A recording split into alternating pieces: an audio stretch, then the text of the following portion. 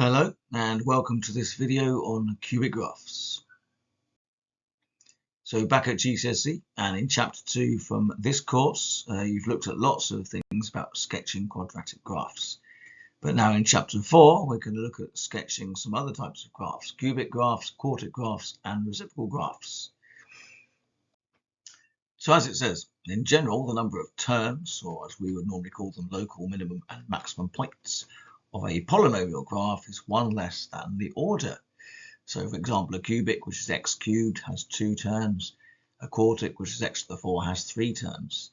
But as it says in the box, this is not strictly true. So for example, y equals x cubed and y equals x to the 4, so no x squareds or x whatever, don't have terms. Well, this is because multiple terms are being squashed into a single point. So we can work out whether a cubic or quartic graph is the right way up or upside down in the same way that we do for a quadratic, by looking at the sign, positive or negative, of the main term, which for cubic is x cubed and for a quartic is x to the 4. So without going into great detail about this slide, basically we have a quadratic, a cubic and a quartic where the coefficient of the main term, x squared, x cubed, x 4, is a, and then you're shown what happens if a is greater than 0 and what happens if a is less than 0. In each case, they're saying what happens to y as x tends to infinity and what is the resulting shape, depending on whether the coefficient of the main term is positive or negative. Cubic expressions, which can be factorized into 3 linear factors, will intersect the x-axis 3 times, just like a quadratic, which can be factorized into 2 linear factors, will intersect the x-axis twice. So let's look at some examples. Here we have a cubic with no repeated factors. It's got 3 distinct linear factors, x plus 5, x minus 1, and x minus 8. It's got its positive x cubed formation, and it crosses the x-axis at negative 5, 1, and 8. Again, we have no repeated factors. They're all distinct, and the graph crosses x equals 2, x equals 3, x equals 5. And again, it's a positive cubic, because if you expanded the brackets, you would have an x cubed instead of a negative x cubed. Now, as per usual, if you want to work out the values where it crosses the x-axis, we want to solve each of these brackets equal to 0, because y would be 0. So x plus 7 and x plus 4 are still going to give us negative 4 and negative 7, but 6 minus x, just like x minus 6 would do, gives us a positive 6. So as you can see, the graph crosses at negative 7, negative 4, and 6. But if you were to expand the brackets, then the x cubed term would be negative. Hence, this is a negative cubic starting at the top and finishing at the bottom. If you're given an expression such as y equals x cubed minus 3x squared minus 70x, your best bet is to factorize it. So we can take x out. That will give us x squared minus 3x minus 70, which factors all together into x, x plus 7, x minus 10.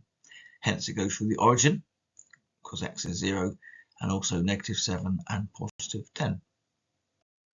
Similarly, x cubed plus 11x squared plus 24x factorizes into x, and then x plus 3 and x plus 8. And as you can see from the graph, it crosses at the origin and 2 negative values between negative 10 and 0, which happen to be negative 8 and 3. In all these examples so far, the x cubed term has been positive, and hence the graph has started at the bottom and finished at the top. In this case, we can factorize it to x, x plus 7, x minus 8. 25x minus x cubed factorizes into x, 5 minus x, 5 plus x. And of course, we already know from the equation at the top that it is a negative cubic, so it starts at the top and finishes at the bottom. And it's symmetrical around the origin because it's crossing at negative 5 and plus 5. Cubic expressions, which can be factorized into one linear factor and another linear factor repeated, will intersect the x-axis for the single linear factor and caress or touch the x-axis for the repeated linear factor. So for these questions, we're now looking at repeated factors, where we've got x cubed minus 14x squared plus 49x. So what do we get when we factorize that? We get x multiplied by x squared minus 14x plus 49, which itself factorizes into the square of x minus 7. So we have our repeated factor.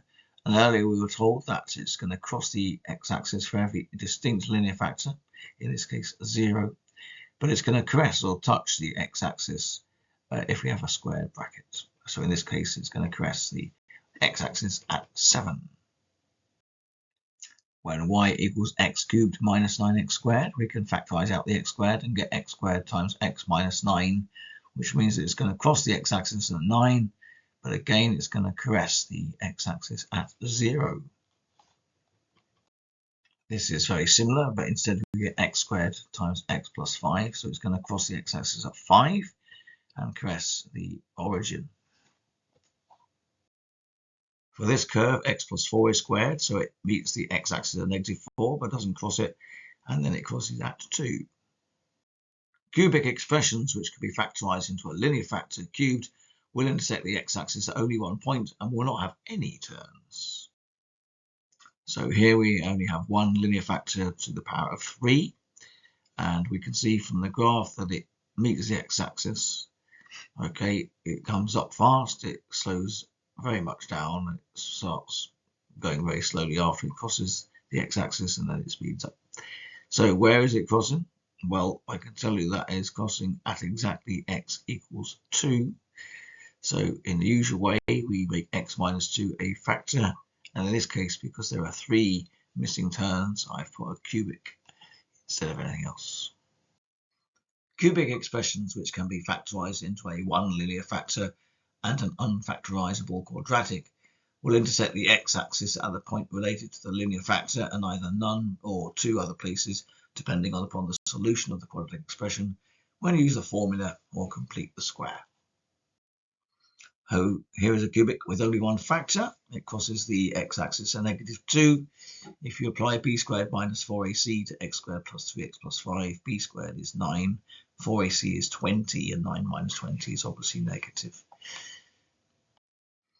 So let's just pause to think how we would sketch these 4 graphs, each with an x cubed and a 16x or x squared. So when we factorize x cubed minus 16x, we end up with x times x minus 4 and x plus 4, which looks like this. It crosses the x-axis at -4, 0, and -4, and is therefore symmetric around the origin. For 16x squared minus x cubed, we can factorize out the x squared and get x squared 16 minus x, which of course is a negative cubic. So it has the negative cubic shape of starting at the top and finishing at the bottom. And because x is squared, it touches the x-axis at 0, but then it crosses it at 16. For c, again, we can factorize x out of everything, which leaves us with x squared minus 16x minus 17, which in turn factorizes into x plus 1, x minus 17. And then finally, for part D, we have x cubed minus 16x squared plus 64x, which factorizes neatly into x minus 8 squared. So the graph crosses through the origin and caresses the curve at x equals 8. As I've been saying throughout, if a cubic graph starts at the top, then it finishes at the bottom.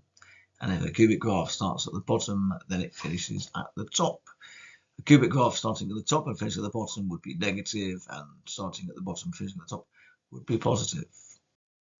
So if we sketched y equals x minus a, x minus b squared, and x minus c cubed as 6 linear factors all multiplied together, what happens on the x-axis, say when x equals 8?